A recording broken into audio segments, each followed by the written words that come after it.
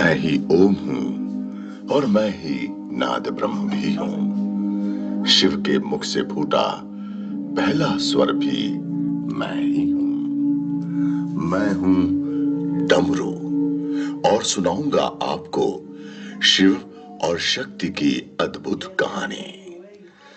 सृष्टि के निर्माण के लिए अपनी शक्ति स्वरूप से अलग होकर शिव तो योग निद्रा में चले गए, लेकिन सृष्टि की रचना का कार्य पूर्ण होने के बाद भगवान ब्रह्मा के पुत्र प्रजापति दक्ष ने माता आदिशक्ति की कठोर तपस्या करके उन्हें प्रसन्न किया। वरदान स्वरूप शिव के आधे भाग माता आदिशक्ति ने दक्ष के घर पुत्री के रूप में जन्म लिया, जिनका नाम रखा गया सती। समय का चक्र घूमता रहा। स्वयं से और स्वयं के शिव से संबंध से अनजान, चंचल, हठी और सदैव हंसमुख रहने वाली सती मनुष्य रूप में धीरे धीरे बड़ी होने लगी। उसके पिता राजा दक्ष उससे इतना अधिक प्रेम करते थे कि उसे कभी अपनी आंखों से ओझल नहीं होने देते थे। लेकिन एक दिन दक्ष को ना चाहते हुए भी अपनी पत्नी प्रसूति के साथ किसी कार्यवश नगर के बाहर जाना पड़ा, तो उन्होंने सती को बुलाकर कहा, सती, मुझे तुम्हारी मां के साथ देव मंत्रणा के लिए नगर से प्रस्थान करना होगा। तुम भवन में अकेली रहोगी। तुम्हें भय तो नहीं लगेगा? स्वभाव में बिल्कुल अपने पिता की तरह निडर और साहसी सती ने झट से उत्तर देते हुए कहा, मैं प्रजापति दक्ष की पुत्री हूं। मुझे भला किसका भय लगेगा पिताश्री? आप और मां निश्चिंत होकर जाइए। सती की बात सुनकर दक्ष निश्चिंत होकर प्रसूति के साथ नगर से प्रस्थान कर गए और सती भवन में अकेली रह गई। सती ने अपने पिता से कह तो दिया था कि वो अकेले रह लेगी, लेकिन उसे इतने बड़े भवन में अपने माता पिता के बिना रहने का अभ्यास नहीं था। दिन तो किसी तरह बीत गया, लेकिन रात आते ही उसे भय लगने लगा। तो उसने स्वयं से कहा, तुम सती हो सती, प्रजापति दक्ष की पुत्री सती। तुम्हें किसी से कोई भय नहीं लगता। चलो अब सोने का प्रयास करो। देखो अभी तुम्हें निद्रा आ जाएगी। खुद को साहस बांधती सती इतना कहकर सोने का प्रयास करने लगी। थोड़ी ही देर में उसकी आंख लग गई और वो गहरी निद्रा में सो गई। अभी रात्रि का पहला प्रहर भी नहीं बीता था कि अचानक सती को एक स्वप्न आने लगा। स्वप्न में उसे एक भयानक परछाई दिखाई दी, जिसका आधा शरीर किसी पुरुष का और आधा शरीर किसी स्त्री का था, जो किसी हिमखंड पर खड़ा नृत्य कर रहा था। अचानक नृत्य करते करते वो शरीर एक चमकते शक्ति पुंज में बदल गया और देखते ही देखते उस शक्ति पुंज ने एक विकराल रूप ले लिया, जो सती के शरीर को बेधता हुआ उसके अंदर समा गया। उस शक्ति पुंज के शरीर में समाते ही सती की चीख निकल गई और सती नींद से हाफते हुए उठकर बैठ गई। उस स्वप्न से सती इतना घबरा गई कि उसका पूरा शरीर पसीने की बूंदों से भर गया और तेजी से कांपने लगा। उसने भयभीत होकर अपने हृदय पर हाथ रखा।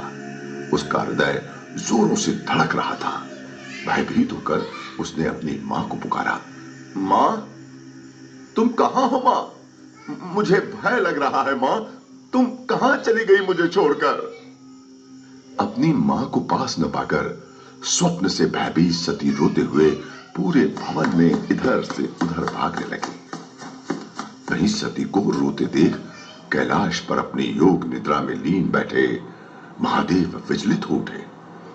उनकी बंद आंखों से भी अश्रु गिरने लगे और उनका ध्यान भंग हो गया। उन्होंने व्याकुलता से कहा, स्वयं को संभालो सती, तुम्हारी ये पीड़ा मेरे हृदय को भेद रही है। मैं तुम्हें इस तरह व्याकुल नहीं देख सकता। यदि संभव होता तो अभी आकर तुम्हारी इस पीड़ा का समाधान कर देता, लेकिन क्या करूं, विवश हूं। शिव विधि के विधान से बंधे थे और चाहकर भी इस उलझन से सती को नहीं निकाल सकते थे। लेकिन सती की परेशानी देखकर शिव की भी व्याकुलता बढ़ने लगी।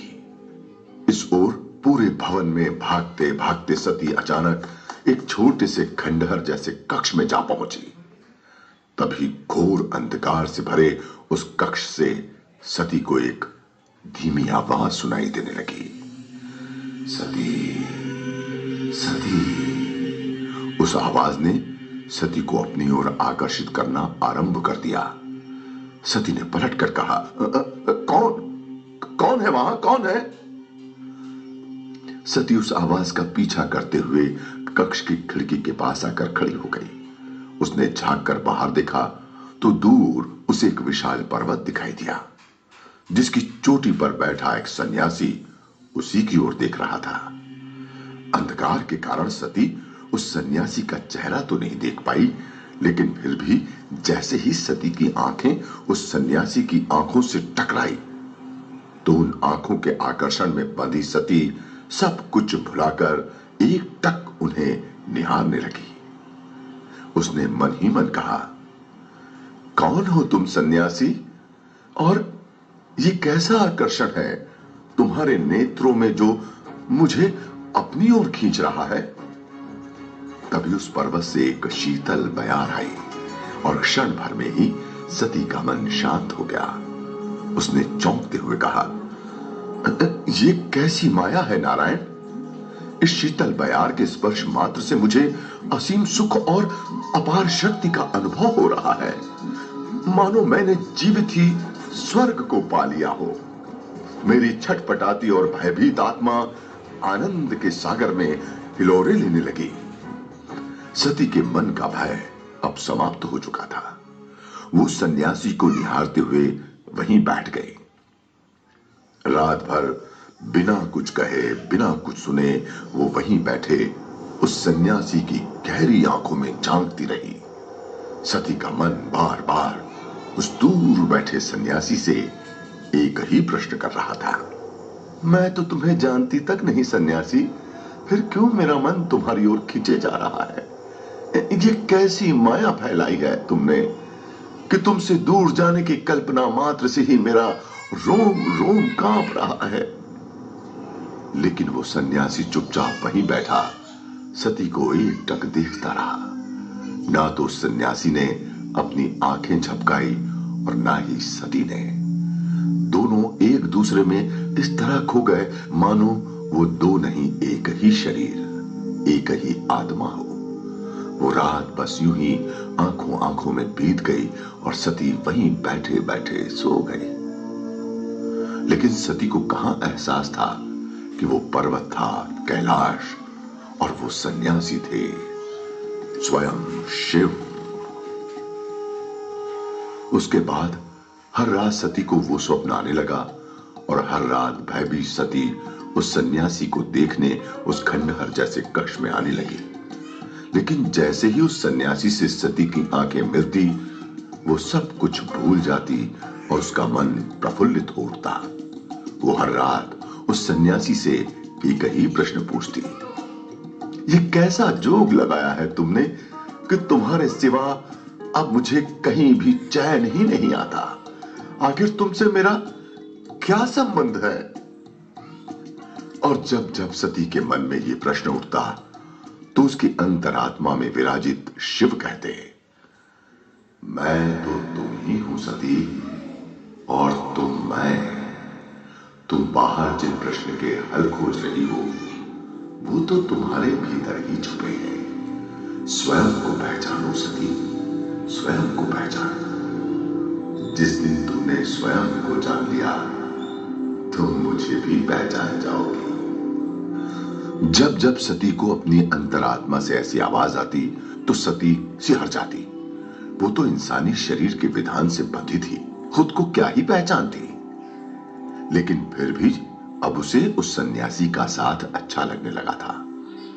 प्रकृति के हर रूप में वो सन्यासी दिखाई देने लगा। उसके बारे में कल्पना करके ही सती उन्मादित हो जाती और अपने इसी उन्माद में वो दिन भर चंचल हिरणी सी वन में भागती, तितलियों सी पुष्पों से प्रेम करती और नदी में मछलियों के साथ खेलती। तो इस तरह बिना मिले बिना बात किए यूं ही आंखों आंखों में शुरू हुई विश्व की सबसे पहली प्रेम कहानी, जिसके नायक थे महादेव शिव और नायिका थी सती। एक दिन जब सती संध्या पूजन के लिए पुष्प लेने अपनी सखियों के साथ वन के लिए निकली, तो सामने बहती नदी को देखकर उसने अपनी सखी चित्रा से प्रश्न किया, चित्रा, क्या तुमने कभी सोचा है ये नदी ऊंचे पहाड़ों, कटीले रास्तों और दुर्गम मार्गों से होकर बहते हुए अंत में सागर में खुद को विलीन क्यों कर देती है? सती का भोलापन और सुखता देखकर चित्रा मुस्कुराते हुए बोली, तुम भी कितनी भोली हो सती। नदी का तो उद्देश्य ही अपने सागर से मिलन है, उस मिलन के लिए ही तो इतने कष्ट उठाती है। चित्रा की बात सुनकर सती सोच में पड़ गई। उसने उलट प्रश्न किया, सागर में मिलन के लिए इतने सारे कष्ट, ऐसा क्या है उस मिलन में? चित्रा ने मुस्कुराते हुए कहा, ऐसा इसलिए मेरी भोली सती कि नदी सागर से प्रेम करती है, और जब तुम्हें किसी से प्रेम होगा तो स्वतः ही समझ जाओगी। इतना कहकर चित्रा हंसने लगी और सती भी उसके साथ मुस्कुरा दी। ठीक उसी समय महादेव शिव की हठ योग साधना अपने चरम पर पहुंच गई। अचानक महादेव के शरीर में इतनी अधिक ऊष्मा निकलने लगी कि कैलाश पर हिमखंडों के बीच भी उनके शरीर का तापमान अत्यधिक बढ़ गया, जिससे महादेव के मनुष्य शरीर पर पसीने की बूंदें आने लगी। हठ योग में जब महादेव ने ब्रह्मांड की ऊर्जा से संपर्क जोड़ा तो उनके शरीर में एक तीव्र कंपन हुआ, जिससे उनके पसीने की कुछ बूंदें एक नदी में आकर गिरी। नदी में गिरते ही उन बूंदों ने रुद्राक्ष का रूप ले लिया और नदी के जल में बहने लगी। नदी की महिमा जानकर सती ने नदी में पैर रखा तो उसकी सखी चित्रा ने उसे टोकते हुए कहा, अरे ये क्या कर रही हो सती? संध्या हो गई है, भीग जाओगी तो तुम्हारा स्वास्थ्य बिगड़ जाएगा। रुको, अरे रुको। लेकिन सती तो अपने मन की स्वामिनी थी। उसने चित्रा की बात पर ध्यान ना देते हुए नदी में प्रवेश किया। तभी जल के साथ बहते हुए रुद्राक्ष के मनके सती के हाथ से टकरा गए। जैसे ही सती ने रुद्राक्ष के उन मनकों को छुआ तो उसके सारे शरीर में जैसे बिजली सी दौड़ गई। उसे एक अजीब सी अनुभूति हुई। लगा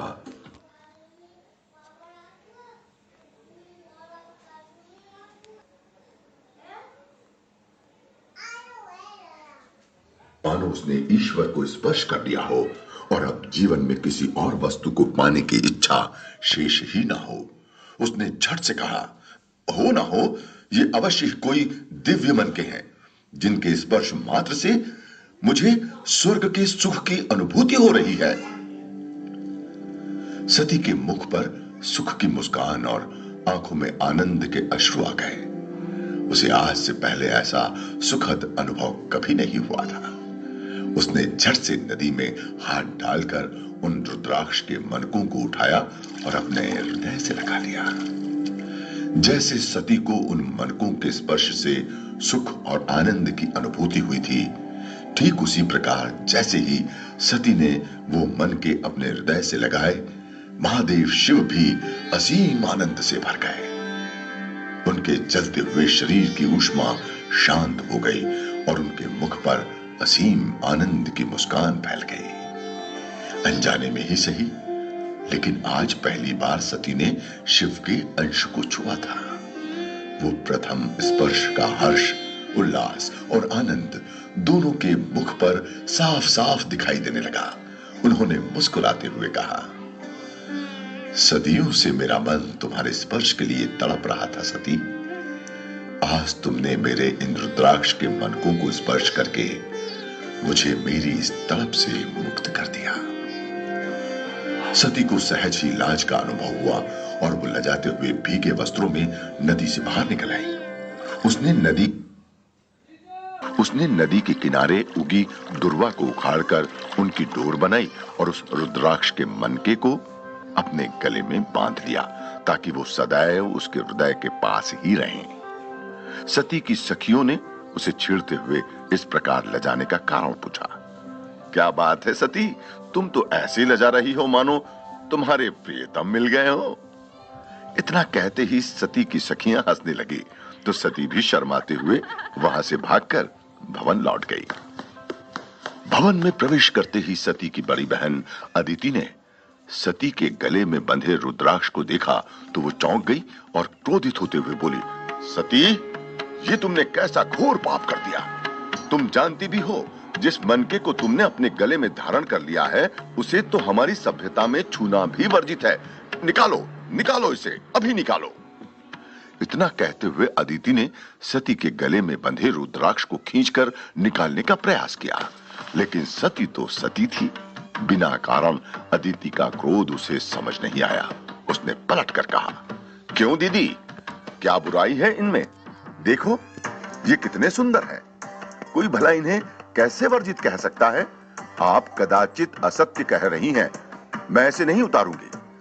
सती की बात सुनकर अदिति ने बलपूर्वक उनके गले से रुद्राक्ष को खींचने की कोशिश की तो सती उससे अपना हाथ छुड़ाकर दौड़ते हुए अपने पिता दक्ष की राजसभा में जा पहुंचे। भरी राजसभा में प्रजापति दक्ष अपने मंत्रिमंडल और अन्य सदस्यों के साथ शिव को अन्य सभ्यताओं में भी अपूज्य बनाने की रणनीति पर विचार विमर्श कर रहे थे। लेकिन एक अबोध किशोरी क्या समझती पूज्य और अपूज्य के भेद को।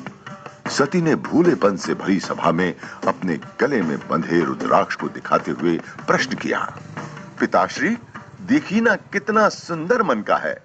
अदिति दीदी कह रही हैं कि हमारी सभ्यता में इनका स्पर्श भी वर्जित है। ऐसा क्यों पिताजी? भरी राजसभा में सती के गले में शिव रुद्राक्ष देखकर पूरी सभा आपस में खुसुर-पुसुर करने लगी। किसी ने कहा, पिता शिव की निंदा करते नहीं थकते और पुत्री उसी शिव के अंश को गले में बांधकर घूम रही है। दूसरे ने कहा, लगता है प्रजापति दक्ष के राज में प्रजा और परिवार दोनों के लिए अलग-अलग नियम हैं।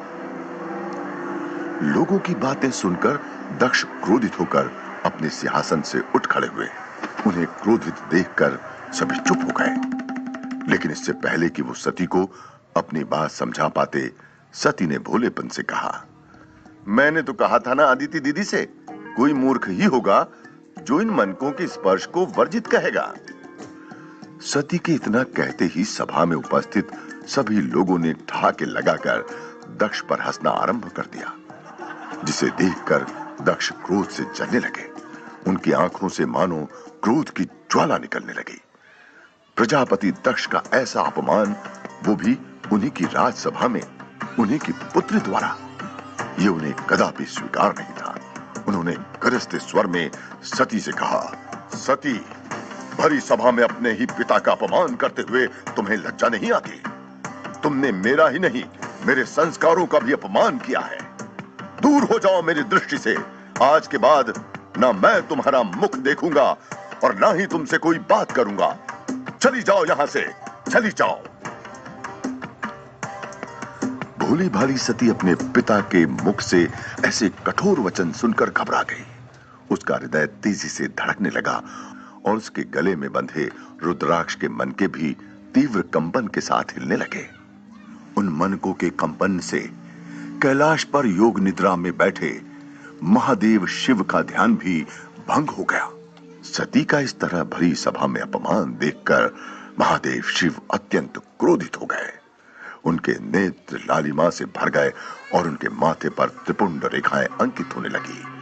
उनका मन तो हुआ कि दक्ष को अपनी क्रोधाग्नि में जलाकर भस्म कर दें, लेकिन अगले ही क्षण उनके हृदय ने उन्हें रोक लिया और वो विवश होकर बोले, मुझे क्षमा कर दो सती, मैं ईश्वर हूं और तुम मनुष्यों में चाहकर भी विधि के विधान में हस्तक्षेप नहीं कर सकता।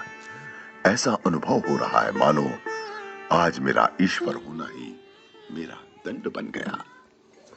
इतना कहते हुए महादेव शिव ने अपने नेत्र बंद कर लिए और उनके नेत्रों से आंसुओं की धारा बहने लगी। वहां धरती पर अपने पिता की बात सुनकर सती का हृदय टूट गया। उसके नेत्रों से भी अश्रुओं की धाराएं बहने लगी और वो फूट फूट कर रोने लगी। सती ने रोते रोते पिता के चरणों में अपना सर रखते हुए कहा, मुझे क्षमा कर दीजिए पिताश्री। मैं नहीं जानती थी कि मुझसे ऐसा कौन सा अपराध हुआ है जिससे आपको इतना दुख पहुंचा है। आप चाहें तो मुझे कोई भी दंड दे दीजिए, लेकिन इस प्रकार मेरा त्याग मत कीजिए। सती विनती करती रही, लेकिन क्रोध में अंधे दक्ष को केवल अपना अपमान दिखाई दिया, सती का भोलापन नहीं। उन्होंने सती की एक भी विनती नहीं सुनी और अपने सैनिकों से कहकर सती को उसके कक्ष में बंद करवा दिया। जैसे ही इस पूरे प्रकरण की जानकारी सती की माता स्वयंभू मनु की पुत्री प्रसूति को हुई, वो शीघ्रता से दौड़ती हुई सती के कक्ष तक पहुंची, लेकिन तब तक सती अपने कक्ष के द्वार अंदर से बंद कर चुकी थी। उसका हृदय टूट चुका था और मन ग्लानि से भरा हुआ था। जब प्रसूति ने सती से द्वार खोलने के लिए कहा तो सती नहीं मानी। उसने कहा, नहीं मां, पिताश्री ने मेरा त्याग कर दिया है। पिताश्री मेरा मुख नहीं देखना चाहते हैं, तो अब ये मुख मैं किसी को नहीं दिखाऊंगी, किसी को नहीं। सती की बात सुनकर प्रसूति का हृदय बैठने लगा। तब तक सती की अन्य बहनें भी उसके कक्ष के बाहर इकट्ठा हो गई। सती ने अपनी बात जारी रखते हुए कहा, अपने पिता के प्रेम के बिना अब मैं जीवित नहीं रहना चाहती, इसलिए मैं प्रजापति दक्ष की पुत्री सती ये प्रण लेती हूं कि जब तक मेरे पिता मुझे क्षमा नहीं कर देते, मैं अन्न और जल ग्रहण नहीं करूंगी। सती के इतना कहते ही कैलाश पर बैठे महादेव शिव के संयम का बांध टूट गया। उनका शरीर क्रोध की अग्नि में जलने लगा। उनके नेत्र क्रोध से लाल हो गए और महादेव ने क्रोध से चिल्लाते हुए कहा, नहीं सती, तुम ऐसा नहीं कर सकती।